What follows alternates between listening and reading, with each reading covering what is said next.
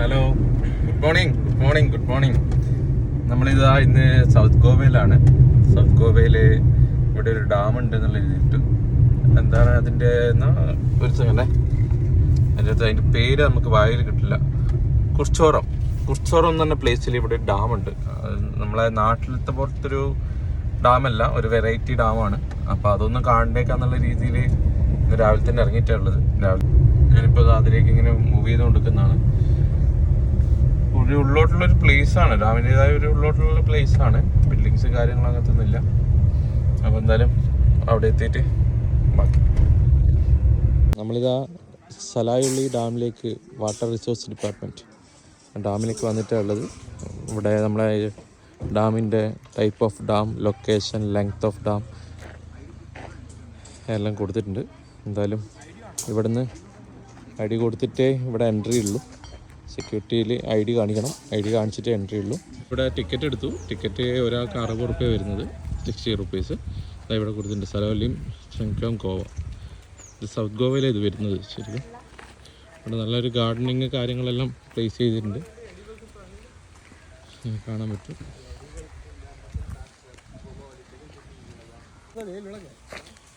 ഒരു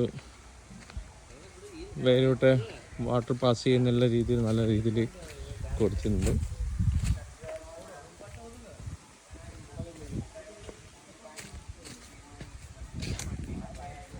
അല്ലേ, നല്ല ഭംഗിയല്ലേ, നല്ലൊരു അറ്റ്മോസ്ഫിയർ.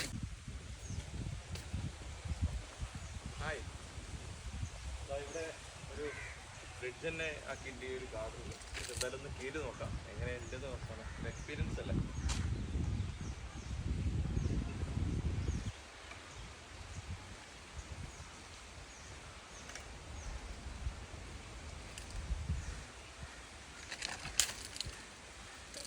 നല്ല രീതിയിൽ ഷേക്ക് ചെയ്യുന്നുണ്ട്. കുട്ടികൾ കാര്യങ്ങളൊക്കെ ചെയ്യുമ്പോൾ കുറച്ച് സൂക്ഷിക്കേണ്ടത് തന്നെയാണ്. എനിക്ക് തന്നെ ഇപ്പോൾ ദിവസമായതുകൊണ്ട് കുറച്ചും കൂടി ഒരു കംഫേർട്ട് ഉണ്ട്.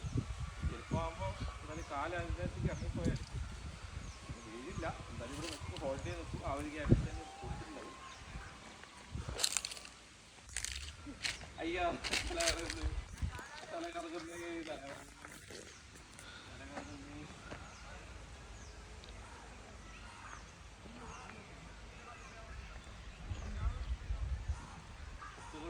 ഫ്രാക്ചറാണ് ഞാനിപ്പോൾ ചെയ്തുകൊണ്ടിരിക്കുന്നത്.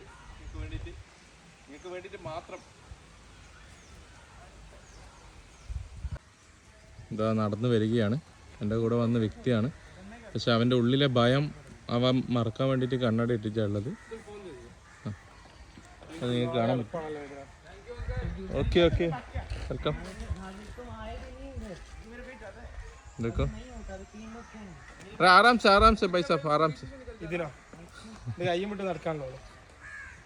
പക്ഷെ നിന്റെ മുഖത്തെ ഭയം ഞാൻ കാണുന്നു. കണ്ണട വെച്ച് മറിച്ചാലോ. പടികത്തില് മോഹൻലാല് കരച്ചിൽ വരുമ്പോ കണ്ണട ഇടുന്ന പോലെ. ശരി, നടന്നോളൂ നടന്നു നീങ്ങിക്കോളൂ. ഈ സ്റ്റെപ്പ് മൊത്തം കയറണം ഡാമിലേക്കുള്ള വേയിലേക്ക്. ഇതിൻ്റെ ഡാം വ്യൂയിലേക്ക് എത്തിയിരിക്കുകയാണ്. വലിയ രീതിയിലുള്ള ഡാമാണ്, ചെറിയ ഡാമല്ല. ഇതാണ് ബാക്കിയുള്ള ഡാമിനെക്കാട്ടും നമുക്കിവിടെ വെറൈറ്റി തോന്നുന്നത് വെച്ചാൽ ഇതാണ് കരച്ചിൽ. ഈ ഒരു വേ കണ്ട, ഈ ഒരു വേയിലേക്ക് വെള്ളം പോകുന്ന ആ ഒരു ഒഴുക്ക് കണ്ട. ഇവിടെ ശരിക്കും നമുക്ക് ഒരു മഴക്കാലത്ത്, മഴ സീസണിലാണ് ശരിക്കും കുറച്ചും കൂടി കാഴ്ച ഉണ്ടാവും. ഇപ്പോൾ വെള്ളം കുറവാണ്. എന്നിരുന്നാലും ആ ഡാമിൻ്റെ കാഴ്ച അത്രയും മനോഹരമാണ് ചെയ്തു വെച്ചിട്ടുള്ളത്. ഇത് കണ്ട, ഒരു ഗ്യാസിലേക്കുള്ള വെള്ളം പോക്കുന്ന ഫ്ലോ ഉണ്ട്. സെപ്റ്റംബർ ആ ഒരു ടൈം വന്നാൽ ശരിക്കും ഒരു ഭയങ്കര ബ്യൂട്ടി ആയിരിക്കും.